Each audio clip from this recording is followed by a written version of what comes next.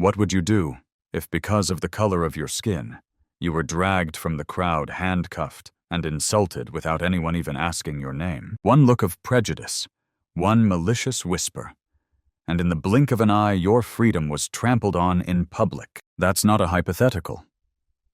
That's what happened in today's story.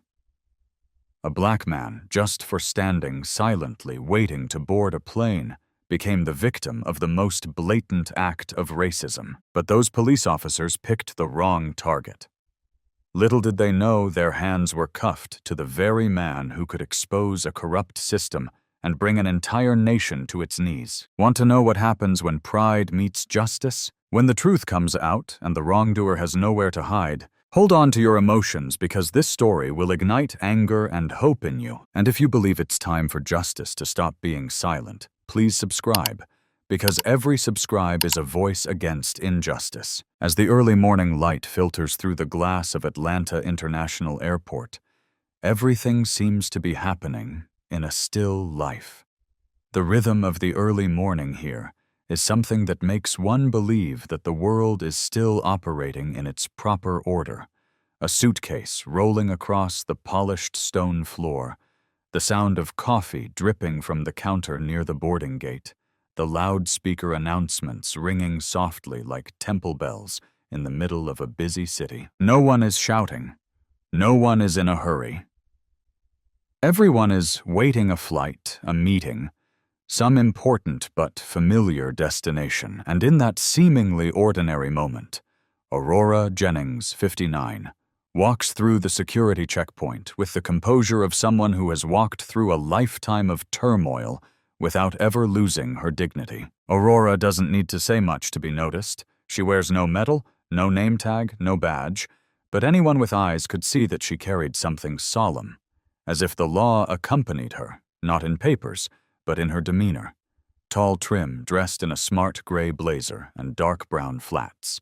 She held in her left hand a slim black tablet containing the speech she would deliver at the Judicial Reform Conference in Washington, D.C. tomorrow. She didn't read a newspaper. She didn't listen to a podcast. She didn't surf the web. She just stood there in the priority line, her eyes glued to the tablet screen, her fingers tracing the legal notes.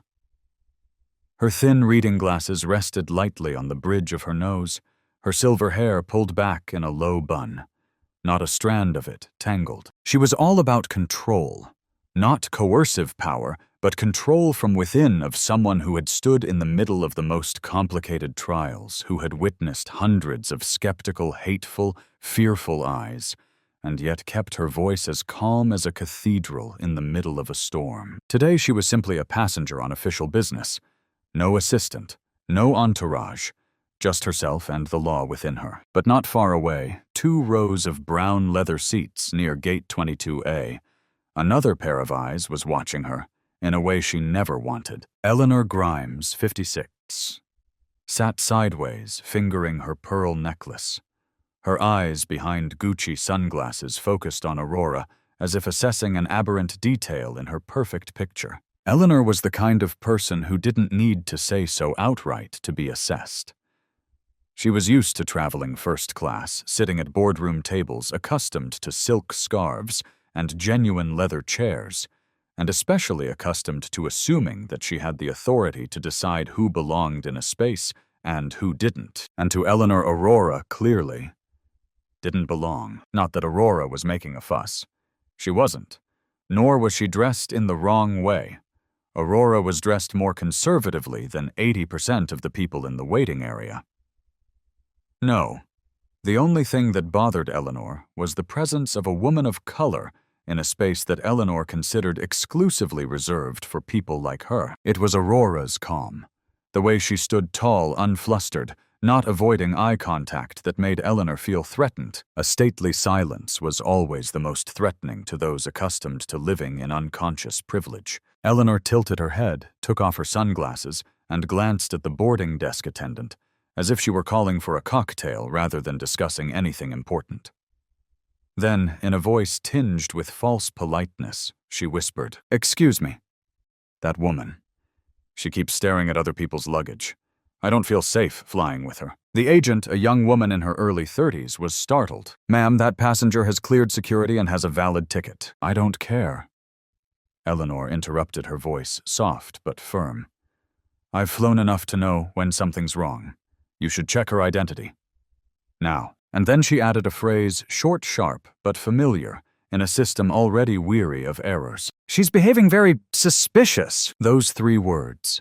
Behaving suspiciously, like a password to a pre-programmed system. In a small office near Gate 4B, 2 airport police officers were eating a quick breakfast of instant coffee and biscuits when their walkie-talkies went off.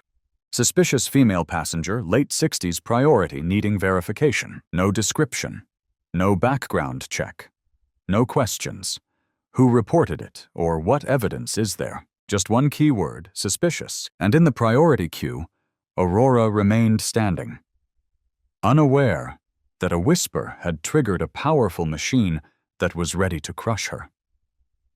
Not because she had done anything wrong, but because she existed so righteously in a space that others thought did not belong to her. But perhaps the scariest thing about that seemingly peaceful morning was not Eleanor's false accusation, nor the rush of the system to process a vague tip. What was scariest was the familiarity of it all. For Aurora Jennings, though Chief Justice of the Georgia Supreme Court, was no stranger to the power that wore the guise of public safety, but operated on prejudice. She had heard hundreds of such cases presented in court. Unfounded testimony, distorted conduct, and the consequences that always fell on people with skin like hers. But she never imagined that she would become a living target in public, seen as a dangerous unknown, simply because of her unyielding temperament, because of her unwillingness to yield to the privileges of others. At this point, Aurora had no idea that just a few feet away, 2 officers were setting their act in motion. And like any play written by prejudice, they don't need facts. They just need reasons. An accusation without evidence becomes a reason. A look of fearlessness becomes unusual. A woman of color, well-dressed, standing still, with an air of confidence, becomes a risk, simply because the system doesn't know where to put her, other than suspicious. That's when things begin to break silently but irreversibly, like a clear glass cup showing its first cracks at the bottom. Aurora doesn't know it yet, but she senses something changing. The air in the lobby seems thicker. A coffee shop has stopped playing. An employee is whispering into a walkie-talkie, then glancing in her direction. She doesn't look back, but her senses as someone who has worked all her life with truth and lies tell her something is wrong. And it is an impending meeting, an unfair encounter, an inspection without reason, and a lie waiting to be confirmed by 2 uniforms. Not all crises begin with a scream. Sometimes they begin with a whisper, soft enough to be taken as a sign of concern, but poisonous enough to instill fear. She was acting very suspicious. Eleanor Grimes's statement was unsubstantiated, unspecific, and unaccompanied by any specific behavior. But it had a special power, the power of privilege. When it came from the mouth of a middle-class white woman in a designer blazer, designer sunglasses, and a polished air of confidence, it became a signal for action. The counterclerk, a young woman, blinked. She hesitated, but she didn't dare brush it off, because she knew that if something happened, if the passenger was truly troubled and she ignored the warning, the price would be her job. Indifference to the truth, but hypersensitivity to the assumed risk, is how prejudice is legitimized every day. Eleanor saw the hesitation in the staff's eyes, but she didn't let it linger. In a voice that was both worldly and politely threatening, she lowered her voice and whispered, "You don't understand. There are people who don't have to do anything wrong. Just their presence makes others feel unsafe." Each word poured into the staff's ears like black honey, and it stuck. "I just want to make sure I'm not flying with someone who isn't transparent." Just that one sentence, and the anxiety from management was alarmed. In an office behind Gate 4B, the intercom crackled to life. Suspicious passenger female, approximately 60 years old, standing in the priority boarding area, requesting a sight check. No one asked who reported it. No one asked what evidence. No one asked what specific behavior. No need. The system was trained to react to ambiguity when it came to skin color, age, and different appearance. The two officers stood up immediately. Deputy Chief Brent Callahan, 43, tall, square-jawed, walked out of the room with a sure gait, as if every step was paved with authority. He was followed by Officer Pat Reyes, 39. Quieter, less talkative, but never one to refuse an order. They didn't check names. They didn't review security footage. They didn't verify the identity of the accused. All they needed was one word: suspicious. And so two uniformed men, fully armed, were advancing on Aurora Jennings, a woman reading a document in silence, unnoticed, unbothered, unaware that she had just been drawn into the game of prejudice. Aurora had not yet seen them. She was still reviewing the opening paragraph of her speech. The system of justice does not collapse in one big blow. It collapses in small moments when those with power choose silence rather than action. She did not know that at that moment the system was choosing the wrong people and the wrong way. And Eleanor? She had returned to her chair, her hazelnut latte in her hand, her lips curling discreetly, the small, triumphant smile of those who have grown accustomed to manipulating the space to their liking. For Eleanor, there was no need for a big victory. It was enough to remind others who set the tone in the room. But Eleanor did not know. She didn't know that the woman she'd just called suspicious was the only person in the building who could destroy an officer's career with a single legal order. She didn't know that Aurora Jennings didn't need to raise her voice to create a commotion. Aurora began to sense something. Footsteps heavy and rhythmic, not like passengers, not like employees. They were the footsteps of people who had come not to ask questions, but to give orders. She didn't turn her head. She didn't react. She knew all too well that a premature reaction was a signal to someone who had mischaracterized her. Instead, she took a deep breath. She put the tablet in the leather bag next to her, zipped it up carefully. Then she turned slowly, her eyes locked on Brent Callahan, less than 2 feet away. A second passed, and the curtain rose on the tragicomedy that was airport security. Aurora saw them not because she had turned her head quickly, but because she had come to recognize danger in familiar forms. Not gunshots, not loud violence, but eyes ready to pin the blame on someone who had never been asked a fair question. Brent Callahan stopped in front of her.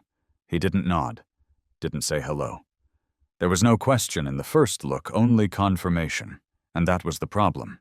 Beside him, Pat Reyes stood slightly back, eyes glancing at the forearms crossed over his chest. There was a tension in his chin and neck.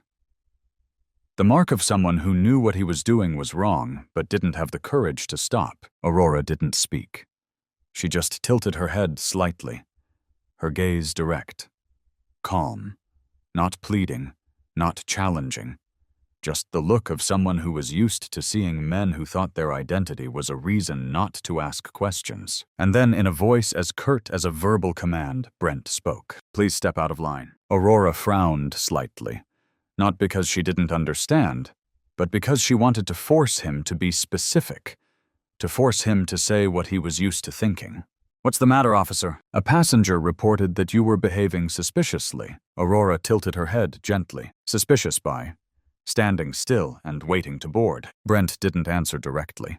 He just gestured with his head. "Please, come out here. We need to verify." Around them, the air began to waver.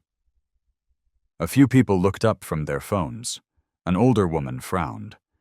A young black man took out his phone and activated the camera. There was no shouting, but there was a commotion in the crowd, as if everyone felt this was creepily familiar. Aurora quietly closed her tablet, put it in her leather bag, and stepped out of line. Not because she was afraid, but because she knew if she didn't cooperate, things would get screwed up. Black women always had to prove their innocence, even if they hadn't been convicted. She walked slowly, her back straight, her eyes never leaving them, not to intimidate, but to remind them. I know who I am. What about you? Brent saw that confidence and hated it. Pat saw it and feared it. And at that moment, the air began to change. Not because of the noise, but because of the power that had just entered the test zone. Aurora said nothing more, but every gesture she made, from the way she set her bag on the floor to the way she rolled up the sleeves of her blazer, was like she was preparing to enter a courtroom.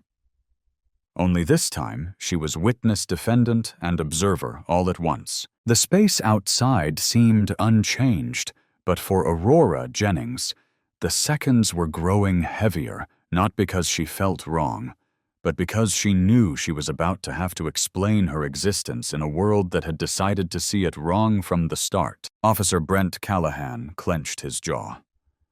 His gaze was no longer scrutinizing, it was affirming. He looked at her as if he had already known the conclusion, waiting to fill in the justification for the action he had chosen. The moment Eleanor Grimes opened her mouth, "Your name?" he asked, his voice devoid of respect. Aurora opened her bag, took out her leather wallet, and handed over her identification card and boarding pass. Aurora Jennings. Brent took the card, looking it over, as if it were just a formality. He didn't check it, didn't scan the barcode, didn't compare it to the passenger list. He just glanced at it like it was some brochure he didn't care about. "Business class," he smirked. "What do you do to afford to be here?" The question was not simply curiosity. It was contempt disguised as security. A way of saying, I don't believe you have a legitimate reason to be here. Aurora didn't blink. "I work in the field of justice," she said slowly. Brent smiled half-heartedly. "A lawyer." Aurora kept her eyes level. "I stand by principles. The same ones you swore to protect." That answer caused a pause in the air for half a second. Pat Reyes, standing next to Brent, glanced at Brent. A quick glance, but enough to tell people were beginning to realize they were dealing with someone who would not be easily swayed. "You're smart," Brent said sharply, "but don't think you can use the law to lecture people." Aurora took a step back, not out of fear, but to create the legal distance between herself and the officer who was standing so close. "I'm not playing any games," she replied. "I'm just repeating the basics. I have the right to ask for your name, your badge number, and I'll need that information on the record." Brent frowned. He wasn't used to being asked, especially by a woman of color, articulate, unshaken, unpleading. "You have no right to ask for anything when you're under investigation." "I'm not under investigation," Aurora said, her voice still soft, but as sharp as a knife sharpened by decades of facing down aggressive lawyers in criminal trials. "Nobody said I did anything. No one offered any evidence beyond my own feelings as a passenger, and I've produced all my paperwork." A few people stood up near the boarding area. One white woman covered her chest with her hands. A young man in a baseball cap turned his phone toward Aurora. The atmosphere in the station was no longer one of surprise, but of the spasm of justice being pulled off the rails. Brent stepped closer, his breath pressing against Aurora's comfort zone. "Now listen to me," he whispered, his voice almost a growl. "Either you cooperate or we'll be forced to take drastic measures." Aurora didn't back down. "I've been cooperating all along. But if cooperation means silence, resignation, and pretending ignorance of the law, no, I won't." Pat began to move his feet to the side. Sweat beaded lightly on his forehead. He knew this was going beyond the norm. It was no longer formality. It was abuse of power. "I demand a supervisor or legal representative present before you proceed with any further action." Aurora said, her hand steady. "Everything is being recorded by witnesses." Brent smiled faintly, but her eyes wavered. "I repeat." She continued, her voice slow. "I am Aurora Jennings, and I am not someone you can treat like a nobody in the middle of an airport. I am the Chief Justice of the state of South Carolina." For a split-second, time seemed to stand still. A woman of color, at an age when society would tell her to stay put, had just declared her true identity to two officers who had not asked who she was. Not a threat, not a boast, just the truth. And the truth was as powerful as thunder in a quiet summer. Pat turned her eyes to Brent. Brent didn't say anything. His mouth opened, but no words came out, and Aurora. She didn't smile. She didn't look triumphant. She just stood there as she had done all along. But now it was clear to all eyes the only person in this area who knew the law was the one they were unjustly suspecting. No one in the airport spoke, no one stopped. But the air was drained when Aurora Jennings announced, "I am the Chief Justice of the state of South Carolina." All eyes were on her, not because the title inspired fear, but because it made people aware they had just witnessed an abuse of power in the presence of one of the state's most powerful defenders of justice. Brent Callahan did not back away, but he paused for a few seconds. He had expected a weak response, an apology, or a reluctance. He had not expected the person who could make him lose his badge forever. Beside him, Pat Reyes was no longer standing as he had been before. His body tilted slightly as if he were being pulled between two forces. One was loyalty to his commander, the other was the moral warning. His conscience was screaming at him. Aurora looked them straight in the eye. "I demand to see the supervisor and refuse any further physical contact until my legal counsel or in-house representative is present." Brent gritted his teeth. He heard whispers behind him. The sounds of observation no longer passive, but testimonial. A young passenger whispered, "She just said she was the judge." "Really?" An older woman pulled out her phone, the camera already on. A male passenger whispered to his wife, "If they dare do that to her, anything can happen to us." Brent knew he had gone too far, but in his mind, backing down was more dangerous than continuing. "I don't care who you are," he said, his voice rough. "You're obstructing the investigation. You're being uncooperative. You're disrupting the airport." Aurora stood still. Her eyes didn't tremble.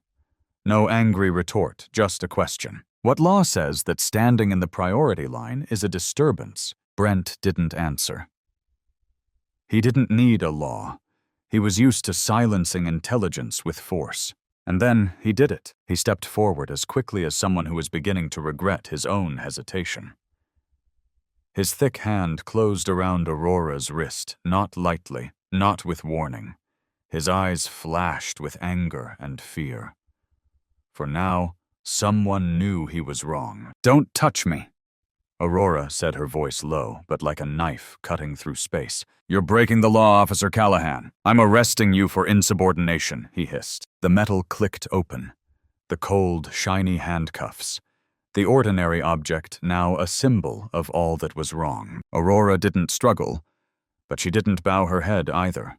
As her hands were pulled back, she said, "I'm not resisting. Your actions are being recorded by the public, and I demand that photographs of the injuries be taken as soon as possible." "Shut up," Brent hissed. The handcuffs were locked around Aurora Jennings's right wrist.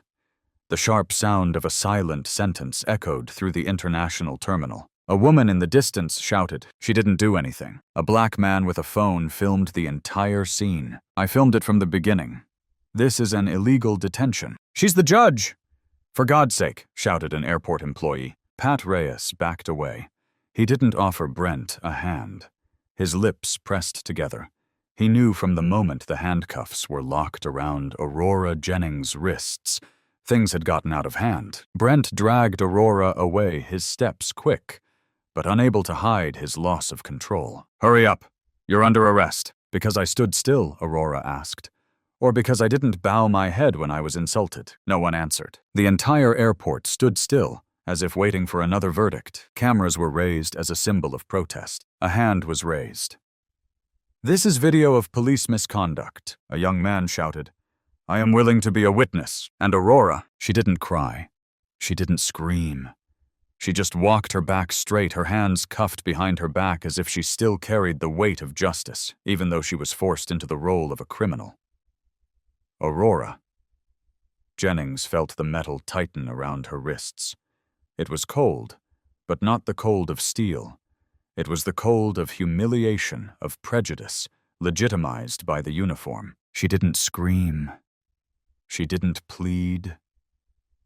But her entire body, every muscle tensed, every knuckle clenched, was sending a powerful message. This was wrong, and she knew it would leave its mark.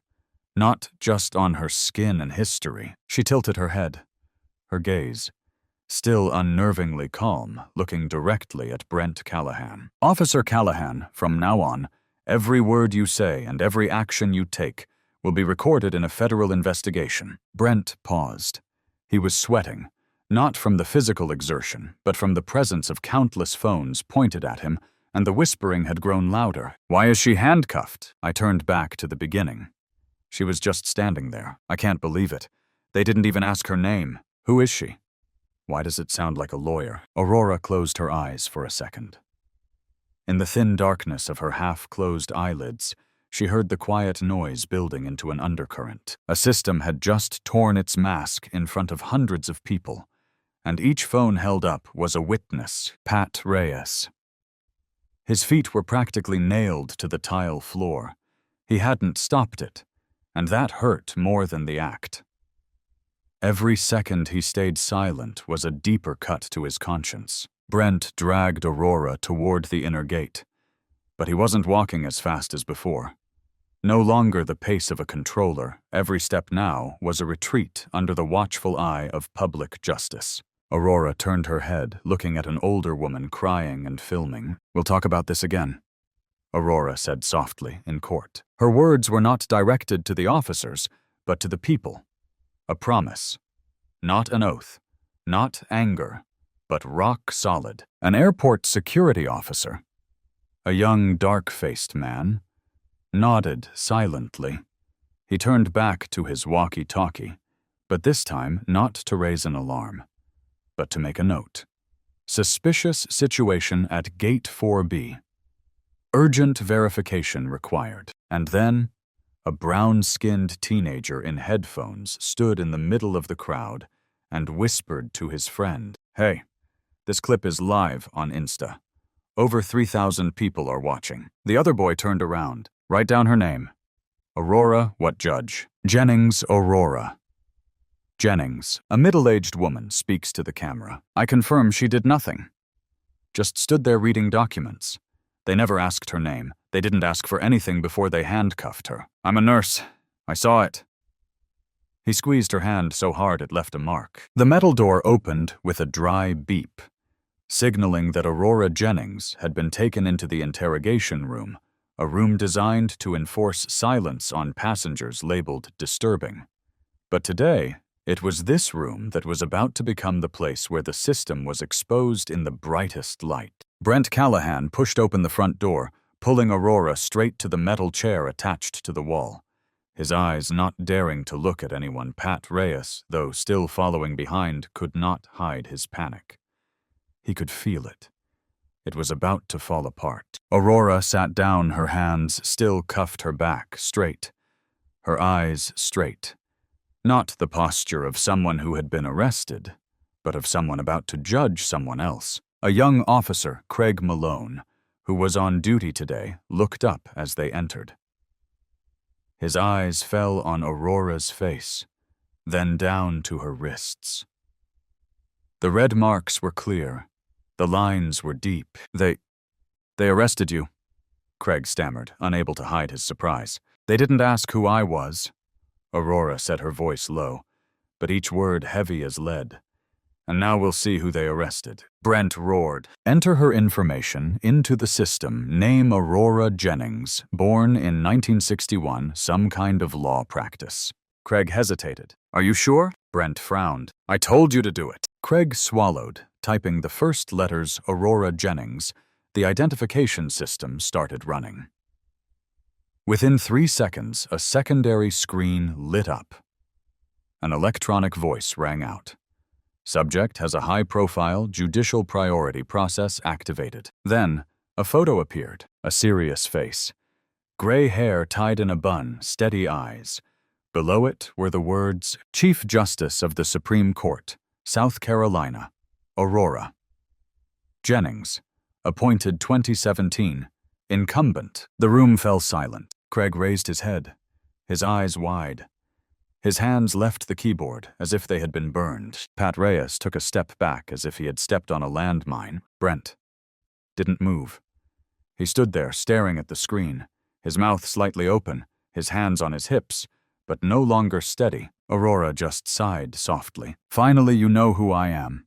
But more importantly, why didn't you ever bother to ask? The silence in the room was no longer one of fear. It was one of shame. Pat was the first to speak. I don't know. I don't know, Aurora repeated a familiar phrase. Many people throughout American history have been imprisoned, beaten, murdered by people who didn't know. But when power and guns are in your hands, didn't know is no longer an excuse.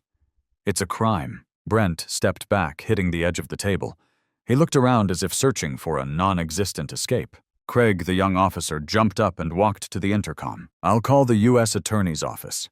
This is an emergency. Aurora nodded slightly. Request the Federal Judge Protection Protocols be activated and save all data, body cam audio communications logs. Craig shakily picked up the receiver. Brent still hadn't said a word. He just stood there, beads of sweat running down his ears and onto his collar.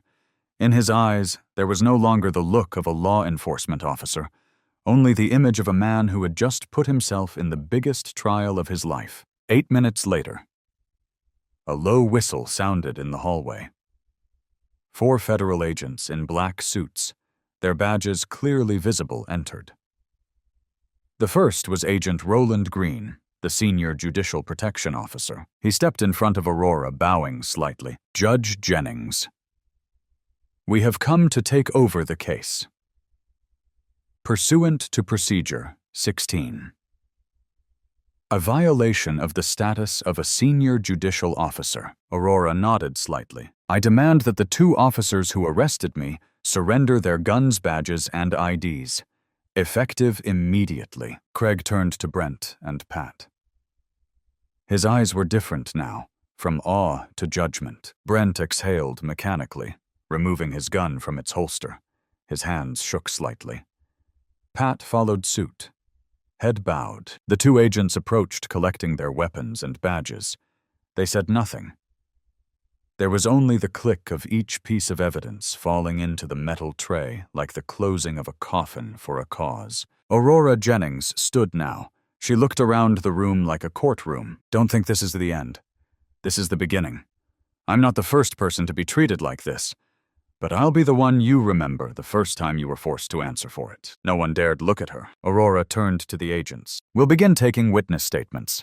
I want the entire archived process filed in the internal justice system within the next 12 hours. It's done, Roland Green confirmed. Good. And she walked out of the room free for the first time, but more importantly, from now on, no one would escape responsibility. The room that had been a holding cell had become a giant magnifying glass, magnifying every flaw in the system. As the file photo of Judge Aurora M. Jennings appeared on the screen, time seemed to stand still.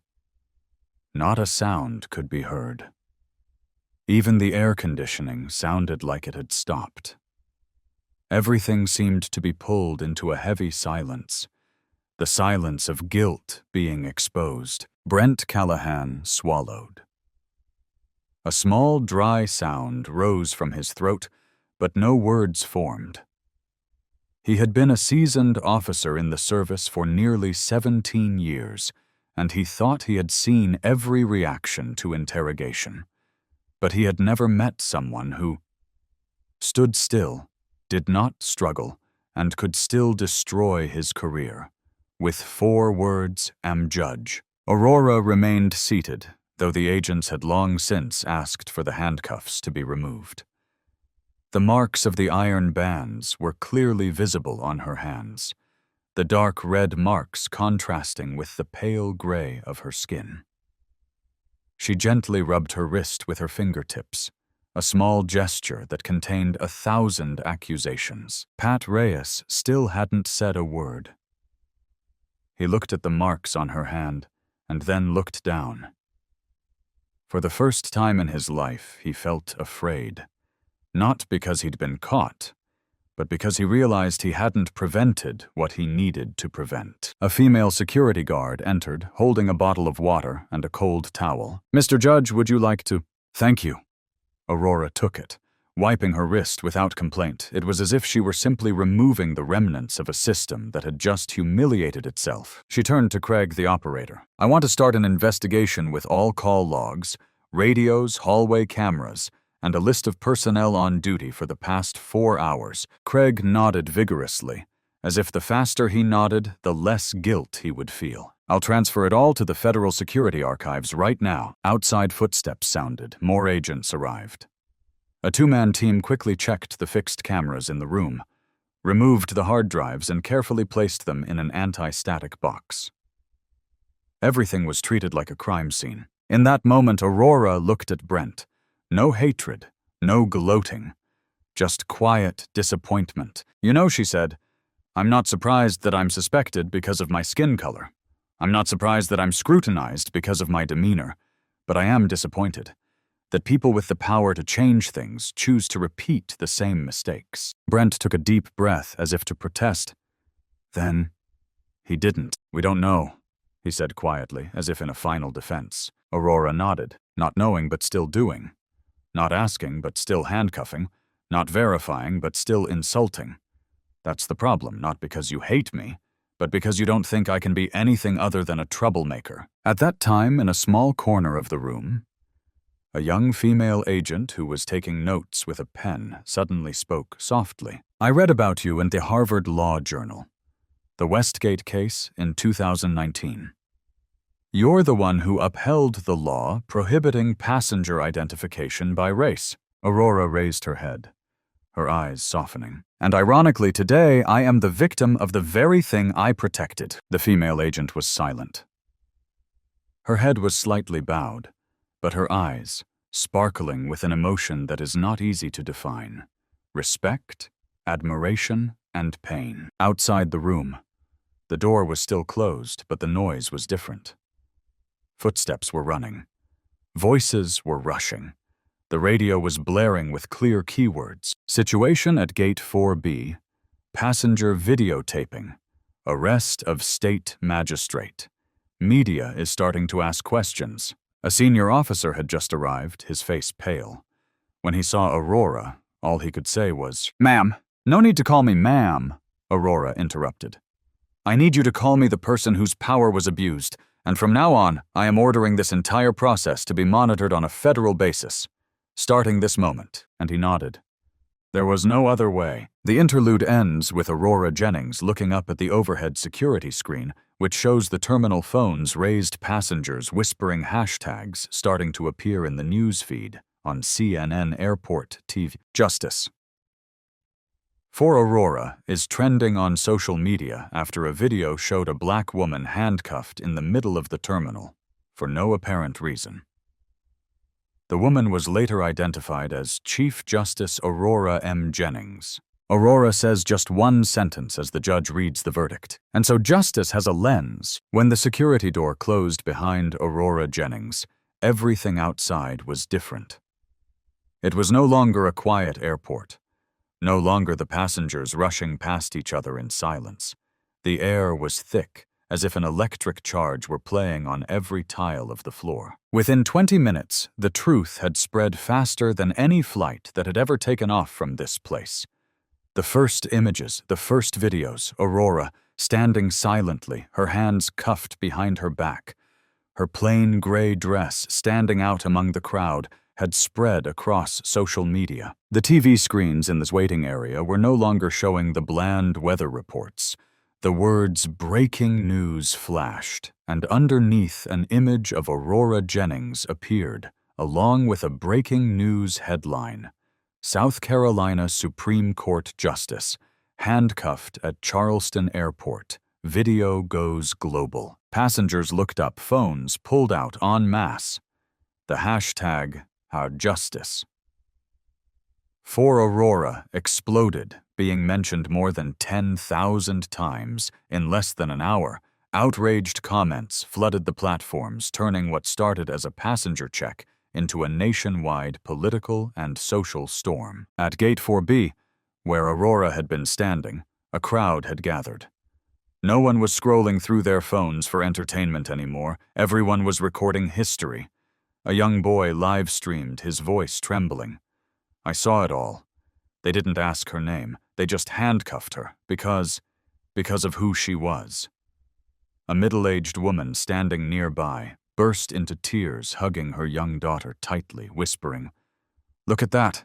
What justice is like when it's trampled on." The atmosphere was no longer that of an airport.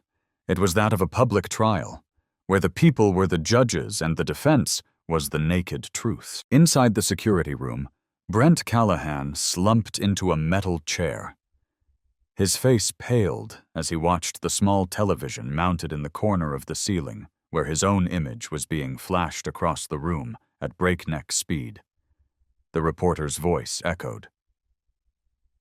"We are confirming that Judge Aurora Jennings, a prominent figure in the legal profession, has just been arrested without any evidence. Is this a case of racial discrimination in the national security system?" Pat Reyes stood near the door, his hands tightening the brim of his hat until it was white.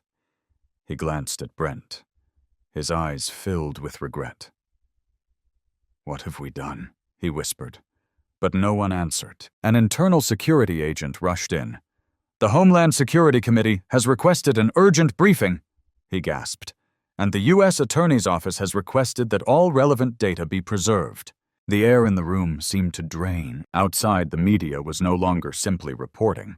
They were asking questions.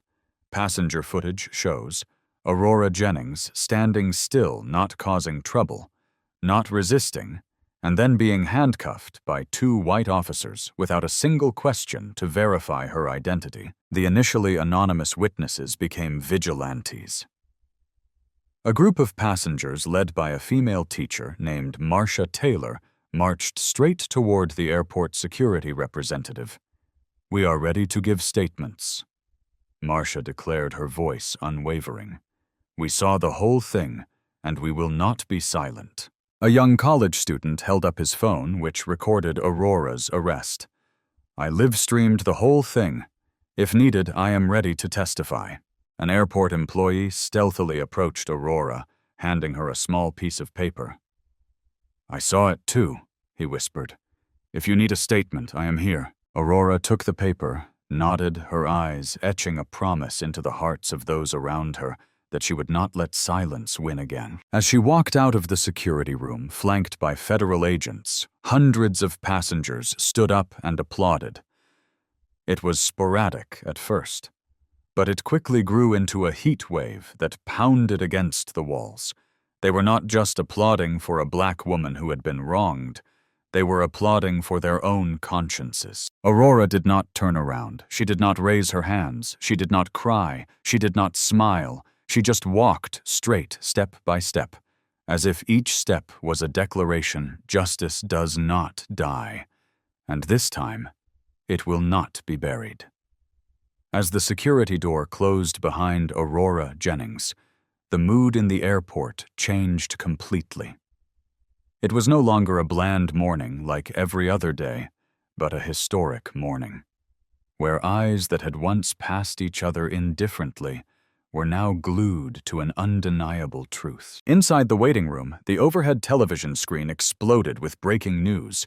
Red text ran across the bottom of the CNN screen. "Chairport judge handcuffed. Charleston Airport video storms social media." A murmur of chatter erupted, spreading like ripples into a storm. Phones were raised in unison. A series of personal cameras turned on to record. A silver-haired old woman, her hands shaking, took her phone and said to her granddaughter, "You have to record this. You have to show this to the world." At Gate 4B, passengers, who had initially been watching quietly, began to form into small groups. Hurried conversations broke out between strangers. "I saw everything. She was just standing there reading her papers. No checks, no questions, just handcuffs." An airline employee pulled a colleague aside, whispering urgently, "Save the CCTV footage. There could be a federal investigation coming." At the same time, social media collapsed. Justice. For Aurora climbed to the top of search trends in just 28 minutes. Cuffed, the judge spread like wildfire. Major news accounts, CNN, NBC, The New York Times, all posted the first video, Aurora standing calmly, then being handcuffed in the middle of a crowded airport. In the comments, outrage spread unchecked. Someone wrote, "If even a Supreme Court justice is treated like this, who is there to have justice?" Another wrote, "This is no longer an individual error. This is the system, and today the system is revealed." Inside the security room, Brent Callahan was experiencing the longest minutes of his life. Sweat soaked his collar. His hands rested on his lap, but he twitched slightly with each electronic message flashing on the computer screen. An urgent message from the airport communications office. "Keep all internal documents, no unauthorized statements." Pat Reyes leaned against the cold wall, his eyes red. He muttered, "I was just following orders. But even he knew it was just an excuse because no one forced him to believe in prejudiced views. He had chosen to stay silent when things went wrong. Aurora Jennings, without another word, remained there, standing tall like a landmark that the storm had powerlessly passed over without being able to knock down. She glanced at them. There was no malice in her eyes. There was only a cold light. The light of truth. When Aurora emerged from that room, the waiting was no longer silent. A large crowd had gathered in the arrivals hall. Applause broke out at first, singly, then like a rising tide. Without a word, people who had been strangers rose to their feet. Arms raised, eyes filled with tears. An old white man with a white beard raised his fist in the air. "For truth!" he shouted. A young girl with dyed purple hair shouted, "For justice!" Aurora Jennings did not shed a tear. She did not smile. She just walked slowly but surely, as if each step was carving a new mark on the ground, on history, on the consciences of all who were watching. Meanwhile, federal agents were enforcing a soft lockdown at the airport. The security area was covered with yellow tape. All the officers' body cams were immediately seized. The internal radio recording system was backed up urgently and sent directly to the Federal Bureau of Justice Services. Reporters crowded around the door, microphones raised. "Is it confirmed that the victim is Judge Aurora Jennings? Will there be criminal charges against the officers? Have the airport police apologized yet?" But the answer to all of them was only one thing: heavy silence. A silence that could no longer be concealed. Aurora was led to a separate area, ready to board an agent's car.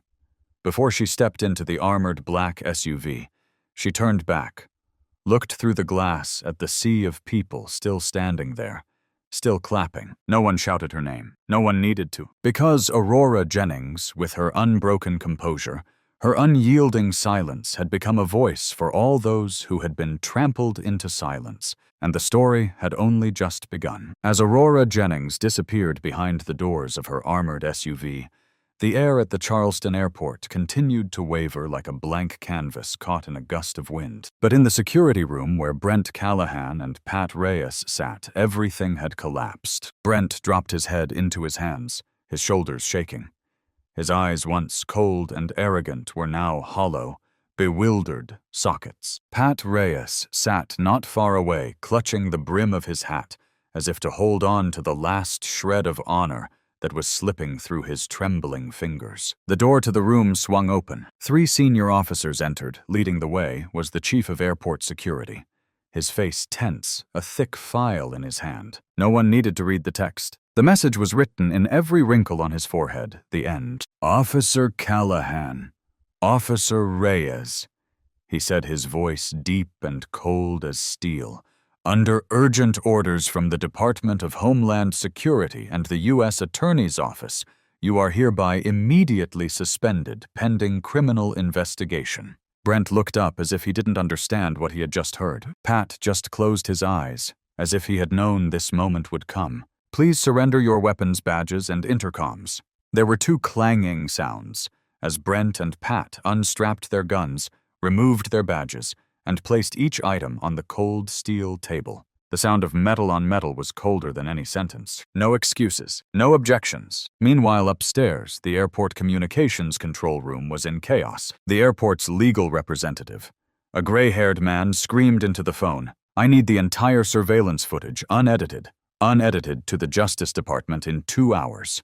And call the federal attorney, we're about to be sued." As he screamed, news screens flashed footage of Aurora Jennings leaving the airport, escorted by federal agents amid cameras and flashbulbs. But the most lasting image, not of her being escorted, was of her standing in front of the security room, silently looking out at the crowd applauding for her. No fists raised, no chants, just standing there, a woman alone but not alone. Downstairs, a federal investigation team had begun gathering evidence. Security camera hard drives, internal radio data patrol logs, all bagged, sealed, itemized. A young agent, less than 3 years into the job, clutched a stack of collected documents and turned to his colleague and whispered, "This is the biggest case I've ever seen." The other nodded, his eyes heavy. "And it's just getting started."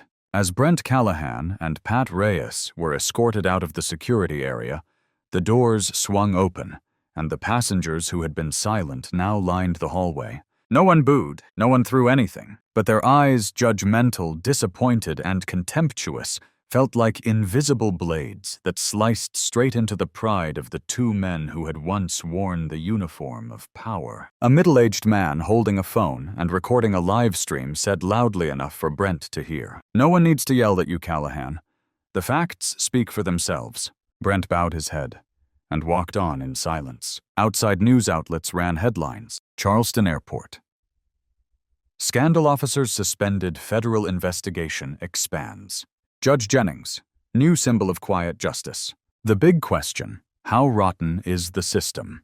Pundits debated on air. "This isn't just a story about racism," said one veteran journalist. "This is about systemic arrogance. It's about those who exercise power, believing they are immune to consequences."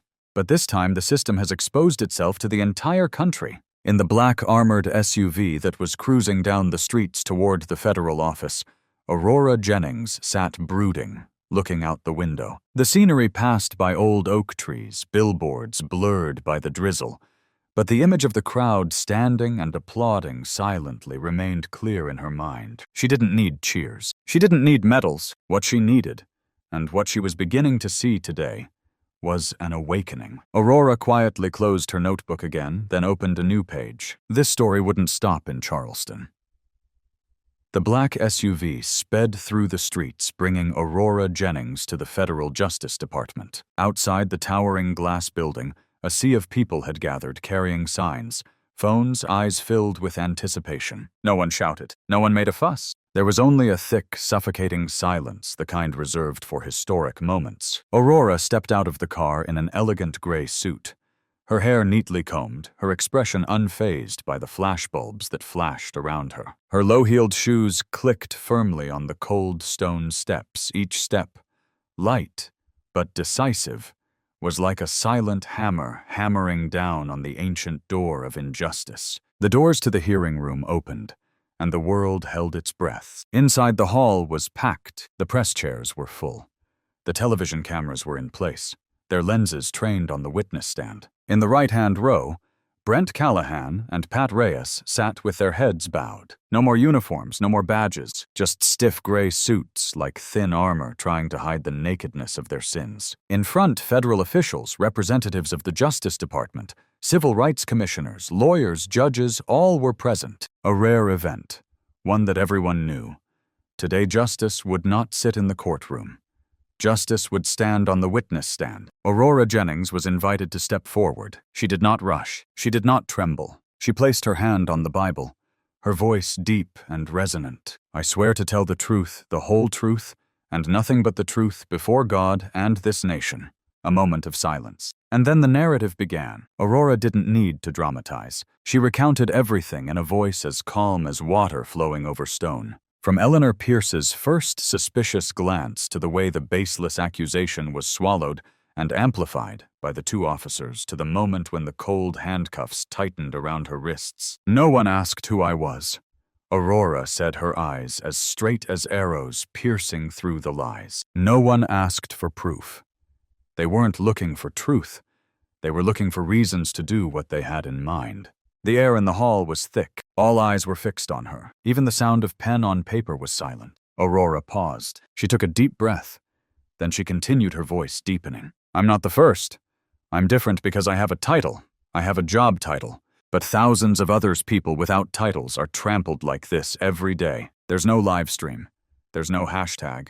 There's no explosion, and the system just swallows them up silently. A shiver ran through the room. A Justice Department lawyer stood up presenting evidence. Airport video, officer body cam, witness testimony. Radio data showed no pre-action identification. A big screen showed Aurora calmly standing there, reading a document. Then Brent Callahan walked up, his eyes unmistakably prejudiced, and he roughly pulled her out of the crowd. A voiceover sounded. "You think you're smarter than us?" Not a question, a verdict. Aurora Jennings turned to Brent Callahan and Pat Reyes. No resentment, no contempt, just the look of someone who knew the system at its deepest level. You did not fail because of lack of training. You failed because of lack of choice. You chose judgment instead of inquiry. You chose conviction instead of understanding. And the system has allowed you to do it for too long, too easily. Brent lowered his head. Pat swallowed sweat dripping from her forehead. At the end of the hearing, one of the civil rights commissioners, a middle-aged white woman, sucked up. "Miss Jennings, if you had one message to send to the nation, what would it be?" Aurora Jennings straightened her back. Her gaze swept the room, a place where people who had grown accustomed to silence were now hungry for truth. And she said, "Justice doesn't come by itself. It doesn't come by hope. It has to be won step by step, voice by voice, stand up to injustice. Not by anger, but by persistence." And then with a slight nod, she said, "Today I don't represent a title. I represent everyone who has been called to account before their name was called." The hall erupted in thunderous applause. The morning of the sentencing, the federal courthouse was packed. The long hallway outside the courtroom was lined with cameras, reporters, and ordinary people jostling to witness the moment of justice. Aurora Jennings sat in the front row, her posture erect, her gaze calm, as if the storm around her had never existed. No anger, no demands. Just patient waiting, like the earth and rocks waiting before the rains, knowing that sooner or later, life would rise again. The judge, an older white man known for his calm demeanor, looked up at the packed courtroom. His voice was steady. "On the charge of abuse of power under color of law, guilty. On the charge of unlawful detention, guilty. On the charge of violation of civil liberties, guilty." Not a whisper, no applause. The room held its breath. Brent Callahan closed his eyes. Pat Reyes bowed his head, his shoulders shaking slightly. The judge continued, his voice heavy as stone. "Brent Callahan, Pat Reyes, you are sentenced to 4 years in federal prison without parole. Without parole." A wooden gavel came down resounding. The echoes echoed through the flesh, the heartbeats of everyone present. Brent and Pat were handcuffed on the spot. The cold clang of metal rang out, a brief sound, but a heavy one. Aurora Jennings did not look at them as they were led out of the courtroom. She did not need to. She had overcome them step by step, not with power but with truth, not with hatred, but with dignity. Outside, the crowd waited as Aurora Jennings walked through the courthouse doors. The flashbulbs flashed, but this time she was not alone. Dozens, hundreds of people stood on the sidewalk clapping, not for the victory of an individual. They were clapping for a principle, the principle that justice must be for all, or it must be for no one. A girl of about 8 sat on her father's shoulders, holding up a sign scrawled in crayon. "Justice is for me too." Aurora raised her head, meeting that clear gaze. She smiled slightly, the first smile of the entire journey. It was not a smile of triumph. It was a smile of hope, replanted where it had been absent. In the days that followed, the media storm did not abate. But this time the story was not just about injustice. It was about resurrection. Charleston Airport announces new rigorous internal audit policies, including training against subconscious bias. The Federal Justice Department has launched a Prove Before You Act campaign, requiring all passenger allegations to be verified before enforcement action is taken. Officer training schools have added a course called Civil Rights and Constitutional Law as a mandatory course. Aurora has declined all requests for exclusive interviews. She has not appeared on talk shows. She has not published a book. She has returned to her small office in a quiet neighborhood where she continues her work, protecting justice, sowing hope. Only this time her voice is louder. On a breezy afternoon at her first law school seminar, Since the incident, Aurora stood before a lecture hall filled with eager, youthful faces. She said, "Justice is not something you find in a cold stone building. Justice lives in the choices you make when no one is looking, in the way you treat the powerless when you have the power, and in the patience, the perseverance to not just say you believe in what is right, but to live by it."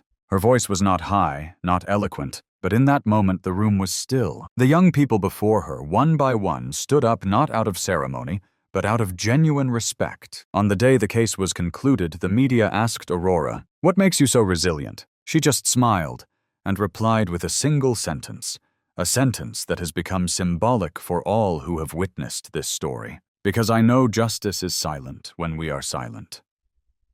Perhaps by the end of this story, you are feeling a surge of anger. And yes, you should be angry, because what happened to Aurora Jennings, to that black man who stood calmly waiting at the airport, was not an accident. It was not an innocent mistake. It was the result of prejudices that have been nurtured, covered up, and even encouraged for years. With just a vague accusation, a biased look, people are ready to trample on a person's freedom and dignity in public in front of cameras, and with the complicit silence of those around them. And remember, Aurora Jennings was only different because she had the status to speak out. How many others, anonymous, unfortunate, have been knocked down, broken, silenced, and the world has never heard their names? We need to be angry, not just for Aurora, but for all the other times, all the other names, all the other souls, forgotten, because no one would stand up. The lesson of today's story is clear. Never judge anyone by their first glance. Don't let your biases guide your actions. And when you see injustice, have the courage not to be silent. Because every time we look away, every time we think it's not that serious, injustice takes root a little deeper. In real life, you may not be the one making the big decisions, but you can be a witness. You can be a voice. You can be the difference between someone being silenced or protected by the light of truth. Don't let this story end with a helpless nod.